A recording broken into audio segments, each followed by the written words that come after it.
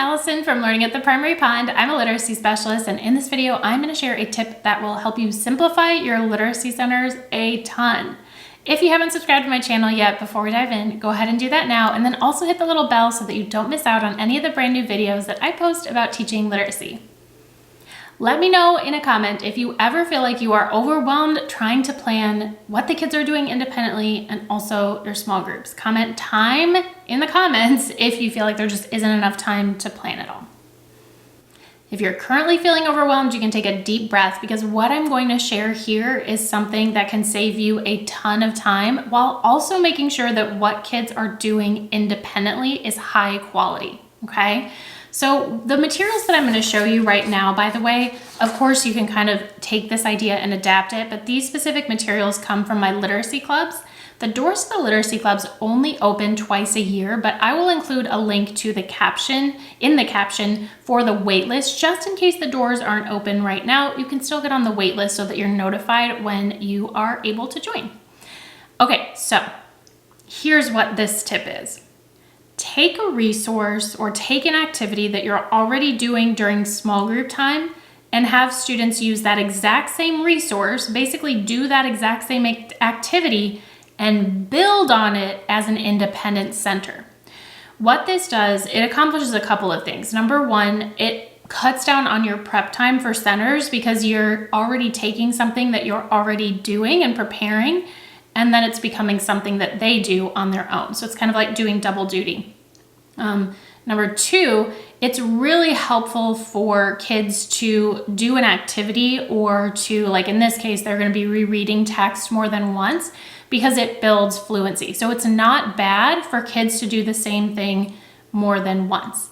And the other nice thing is that this is instantly differentiated because if it's something that you're choosing for your kids to do when they're in small group, then you already will have thought through like, okay, what is appropriate for this group of students?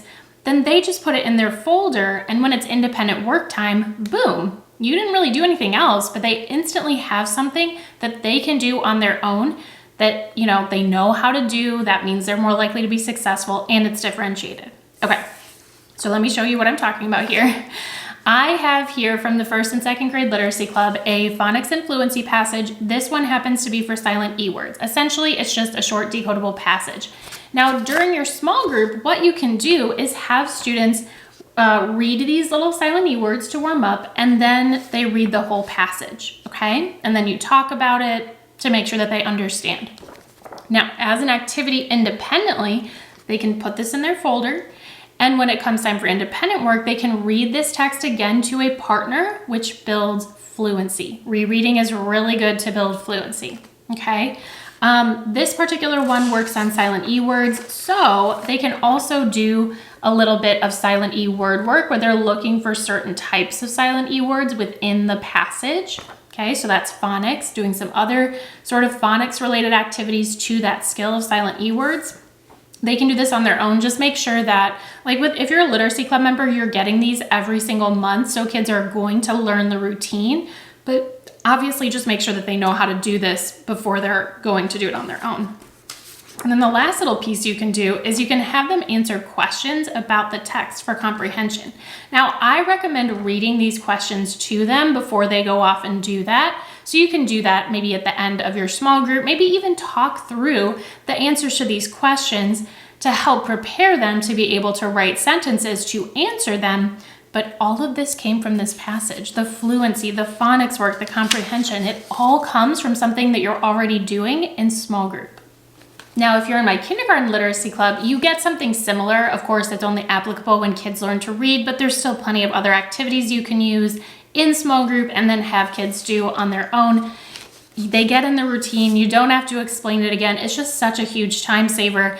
And again, do this in many ways. Whatever you can do that you're already doing in small group or even in whole group, have kids do it again and maybe put another spin on it or extend it as an independent activity.